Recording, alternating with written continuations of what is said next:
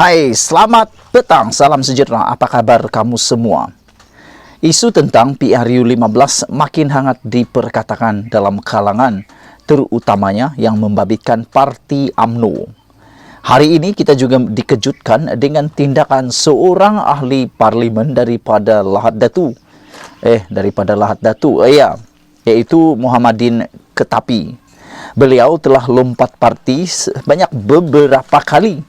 Kali ini beliau pula lompat daripada Bersatu dan kini telah menyertai parti PBM.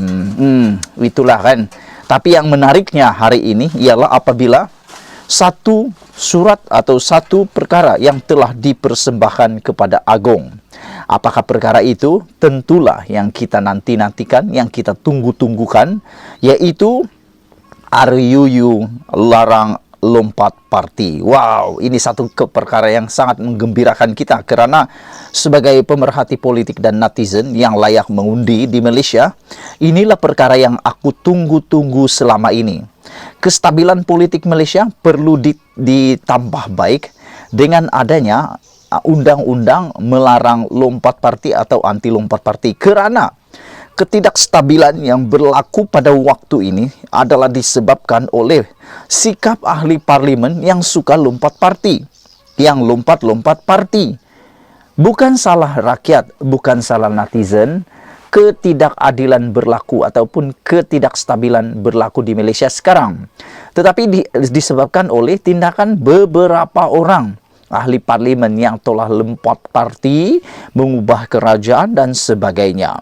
Inilah yang menyebabkan rakyat juga terseksa, terderita kerana sikap mereka. Jadi, kita ingin ucapkan tahniah kepada Ismail Sabri Yaakob kerana telah pun persembahkan kepada Agong RUU larang lompat parti, dan perkara ini telah disahkan oleh Wan Junaidi. Kerajaan sudah mempersembahkan kepada Yang di-Pertuan Agong berhubung rang undang-undang anti lompat parti pindaan nombor 3 2022 berkaitan larangan ahli parlimen bertukar parti. Menteri di Jabatan Perdana Menteri, Undang-Undang dan Parlimen, Datuk Seri Dr. Wan Junaidi Tuanku Jaafar mengesahkan perkara tersebut dan meminta masa diberikan kepada Al-Sultan untuk menelitinya terlebih dahulu sebelum ia dapat berkuat kuasa serta-merta. Tuanku baru balik dari Turki atas lawatan negara 3 hari lalu dan baginda juga ada bertanya kepada saya berhubung RUU itu. Kita sudah mempersembahkannya, justru berilah masa dalam seminggu ini kepada baginda untuk meneliti RUU berkenan. Jika ada perkara yang perlu diperjelaskan, Tuanku akan memanggil Peguam Negara untuk memberi penjelasan lanjut mengenai RUU itu, katanya dipetik laporan berita harian.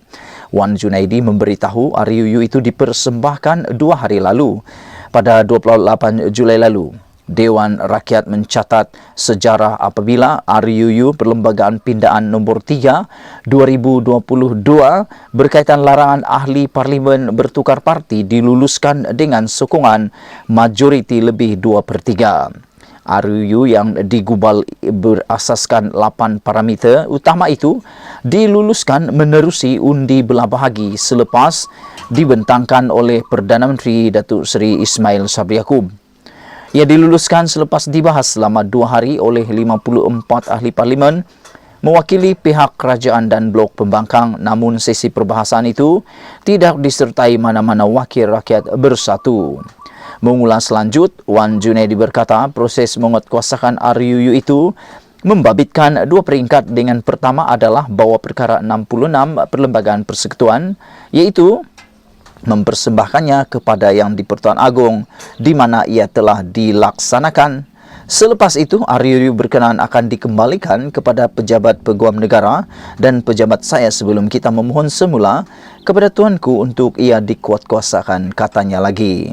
Sementara itu, dalam perkembangan lain, beliau yang juga ahli parlimen Sentebong berkata beberapa perkampungan tradisi di kawasan parlimen berkenan termasuk Bako dan Tambuan akan dibangunkan menjadi perkampungan moden.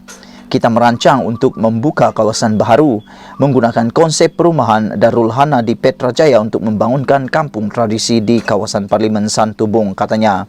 Kami sedang berbincang dengan Jabatan Tanah dan Survey bagi mendapatkan tapak sesuai untuk tujuan itu, katanya lagi. Sebelum kita berpisah, boleh nyatakan pendapat anda tentang isu kali ini.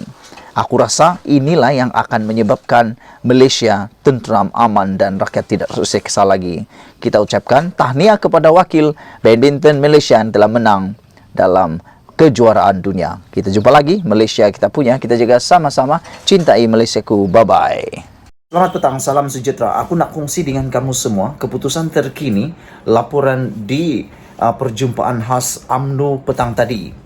Dilaporkan bahwa, laporan yang kita baru terima mengatakan bahwa Perdana Menteri Ismail Sabri Yaakob tidak hadir di dalam perjumpaan tersebut. Menjadi tanda tanya kenapa beliau tidak hadir. Walau bagaimanapun, pegawai kepada Perdana Menteri telah memberitahu maklumat terkini Ismail Sabri Yaakob sebenarnya tidak hadir dalam perjumpaan itu bukan kerana yang telah tular di media sosial mengatakan Ismail Sabri Yaakob seperti memboikot perjumpaan tersebut, seperti takut nanti kena bu dan sebagainya. Semua itu telah disangkal oleh pegawai beliau. Pegawai itu mengatakan bahawa Ismail Sabri Yaakob menghadiri perjumpaan rasmi ataupun menghadiri tugasan rasmi. Ada satu majlis di Pahang dan perjumpaan petang tadi telah dihadiri oleh ribuan orang dan dikatakan adalah sebahagiannya untuk solidariti buat Najib yang telah meringkuk di penjara beberapa hari.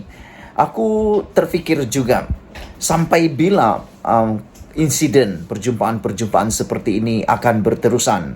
Kerana seperti yang ditulis oleh Sabuddin Husin, beliau kata ramai rakyat Malaysia, netizen dah mula letih. Lihat perjumpaan lah, persidangan lah. Semuanya bukan tentang rakyat semata-mata sudah. Tetapi lebih kepada memperjuangkan orang tertentu. Seperti Najib Tun Razak. Kalau ini berterusan, ini akan membuatkan rakyat makin hari makin penat. Penat kenapa? Penat menengok, menyokong dan sebagainya. Bukan apa? Menyokong untuk solidariti. Solidariti ini bagus, tetapi sampai bila? Itu persoalannya. Sampai bila nak solidariti dan tak nak terima keputusan Mahkamah Persekutuan. Aku fikir sudah masanya untuk menerima dan redha dengan perkara itu. Kena muhasabah diri dan berjuang untuk rakyat pula. Dan difahamkan Ismail Sabri Yaakob walaupun tidak hadir dalam perjumpaan petang tadi, beliau akan menghadiri mesyuarat Majlis Tertinggi UMNO yang akan diadakan pada malam ini. Kita mau mengikuti terus keputusan dan perkembangan terus perjumpaan khas ini bersama Presiden UMNO.